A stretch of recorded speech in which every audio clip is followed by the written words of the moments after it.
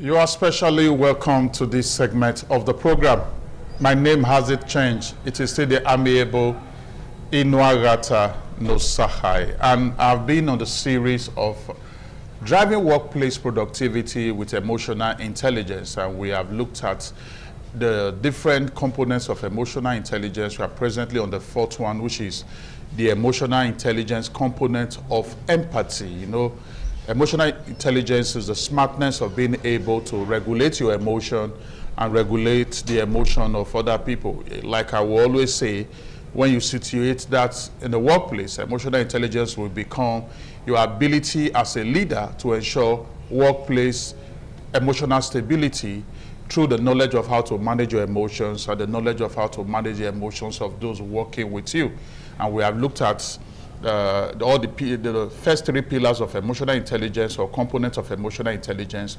We have looked at self-awareness, self-regulation. We have looked at motivation, and presently we are on empathy. And this morning, just like we have been doing, we have been following the template of using case scenario to drive home this knowledge of the different components of emotional intelligence. Remember that empathy is your ability to sense the needs of other people.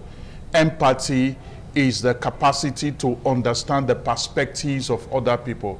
Empathy is the ability to feel what other people are feeling. Now, as a leader in a workplace, in a work environment, you know, your ability to understand the perspectives of different departments is empathy. And that is very important important for you on being able to drive the workplace to the next level of growth. Empathy is your ability to understand the perspective of other people. Empathy is the ability, you know, to feel what other people are feeling. Now, as a leader, one significant thing that empathy will help you to do is that it will help you to see your people beyond just human resources for accomplishing organizational goals. It will help you to start seeing your people as human beings with emotions, as human beings with families, as human beings with fears, as human beings with concerns, as human beings with, you know, their own aspirations. This is very, very important. What emotional intelligence, the emotional intelligence component of empathy will help you to do in this light is that it will help you to be able to see that you relate effectively with people with that human fineness, with that human touch. This is very, very important. Remember one critical thing I just said. For you as a leader, empathy will help you to see your people beyond tools of accomplishing organizational goals and objectives. It will help you to see them beyond, you know, human resources. It will help you to see them as human beings. And seeing them as human beings means that you treat them with dignity and respect. And in treating them with dignity and respect, you don't do so based on their family background. You don't do so based on their academic qualifications. You don't treat them with dignity and respect based on their rank. You treat them with dignity and respect based on the fact that they are human beings. So even if it is a janitor in the hallway that is cleaning the hallway or that is cleaning the offices, even if it's a security man, you know, even if it's those in the catering, you treat everybody with dignity and respect because you know that these are human beings and they are, you know, the strategic role they play is very critical to your success as a leader in that work environment, in that organization, in that church, and whatsoever vision that you are driving. Remember, empathy is the ability to sense the needs of others.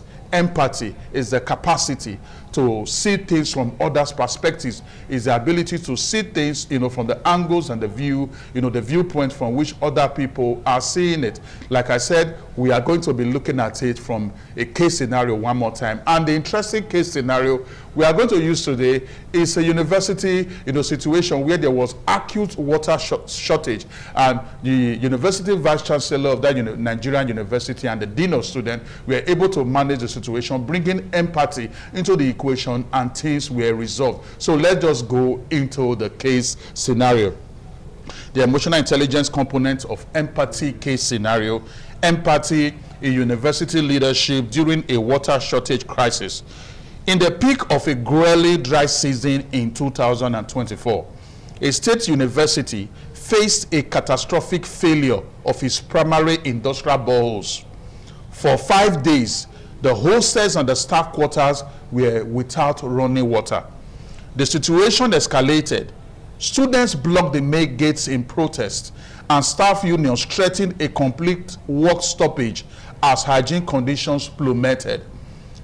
Now, let's look at the response by the University Vice Chancellor and Dean of Students based on the emotional intelligence component of empathy. Remember, I told you that emotional intelligence component of empathy is the ability to sense the needs of others. It's the ability to feel their pains.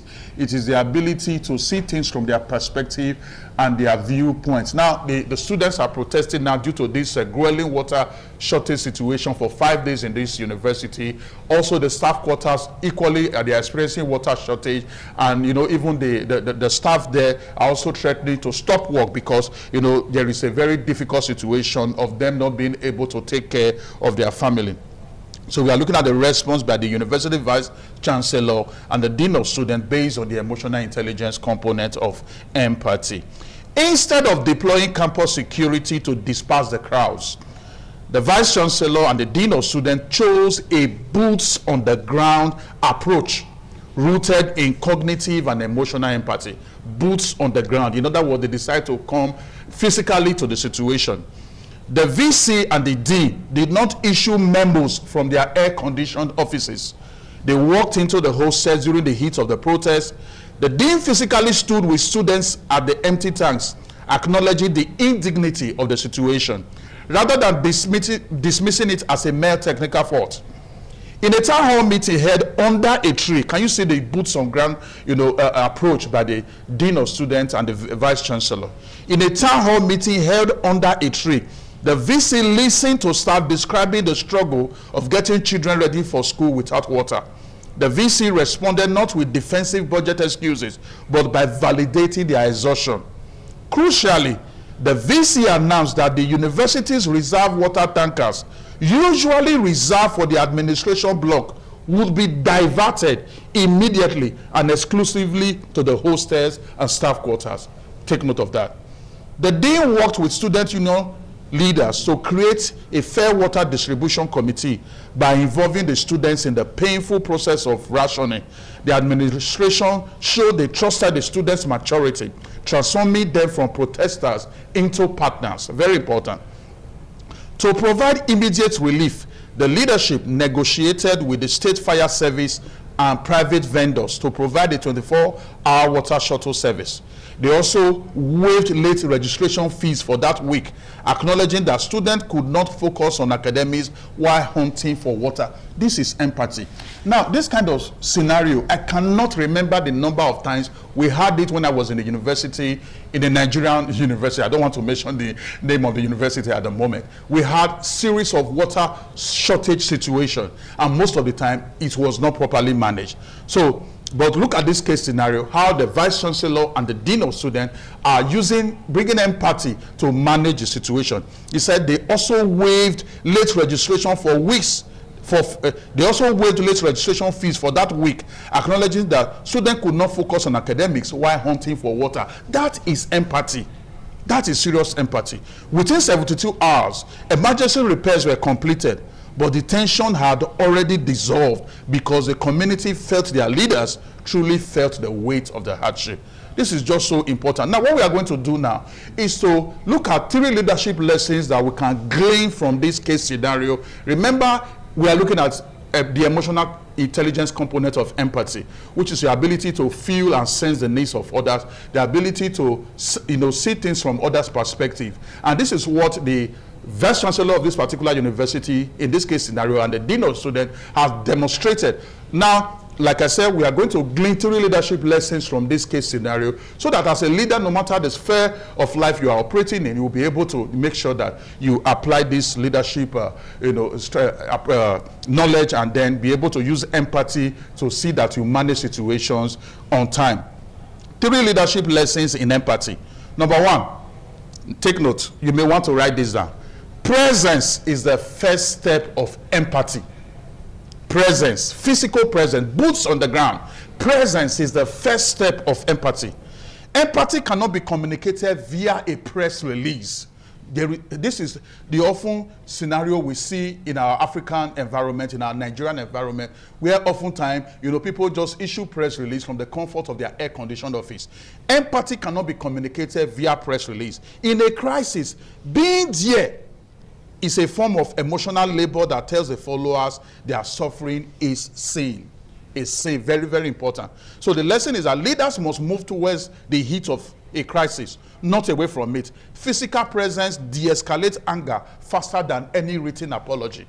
This is a critical leadership lesson for you as a leader in that university, in that polytechnic, that college of education, in that government agency or MDA, and then also in that private organization.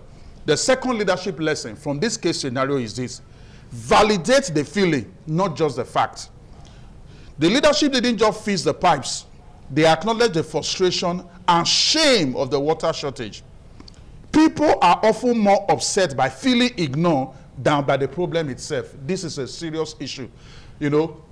When people are ignored, that's you're ignoring them becomes worse than the problem they are going through. And in this case scenario, the vice chancellor of this particular university, the dean of students, did not ignore the students. They came on ground, they came physically to empathize and identify with the situation, and that went a long way to be able to resolve the situation. People are often more upset by feeling ignored than by the problem itself. High emotional intelligent leaders address the emotional state of their team member before attempting to sell a logical conclusion. So identify their emotional state first, validate their emotion, validate their pains, remember empathy is the ability to sense and feel what others are going through, the ability to sense the needs of others. So when you feel that need, when you sense and validate it, recognize it, and that will go a long way to make the people to start giving you that platform to be able to easily resolve the situation. Then the third leadership lesson from this case scenario is sacrifice as a signal of sincerity. Now, by diverting administrative water to the students, the vice chancellor practiced compassionate empathy, taking action to relieve the distress of others at a personal or departmental cost. Remember when I was going through the case scenario, the vice chancellor immediately ordered that the reserve water tanker that was servicing the administrative block should immediately be, taken to the hostel and the staff quarter to quickly ameliorate the distress that the staff and the students were going through as a result of this grueling water shortage. Sacrifice is very, very important. Empathy is most believable when it involves a sacrifice. When leaders share the rationing or the burden, it creates powerful sense of institutional willingness that survives the crisis. This is very, very important. Remember empathy. Your ability to be able to sense the needs of others. Remember empathy, your capacity to be able to see things from the perspective of others. And this is seriously needed in Nigeria today. This is seriously needed in the political sphere today. It's needed in government. It's needed in the private sector. It's needed in families. It's needed in the religious sphere. It is very important we come to that level of being able to empathize with people. See things from their perspective. Make sacrifices for them. Just like we read just now from this case scenario, that empathy is most believable when it involves sacrifice. But we see a situation in the Africa, governance scenario whereby the leaders, want the citizens to continue to make sacrifices while they hardly don't even move a pin. So it is very important we understand that if you want to lead people well and be able to drive them, to help you achieve your goals and objectives, sacrifice is important. Leading by example is important. And that is exactly what the vice chancellor did here by diverting the water that was reserved for the administrative block to the hostel and to the staff quarters. I believe that profound value have been added to you today. I know you want to connect with me. My email is inuaghata@gmail.com, inuaghata@gmail.com.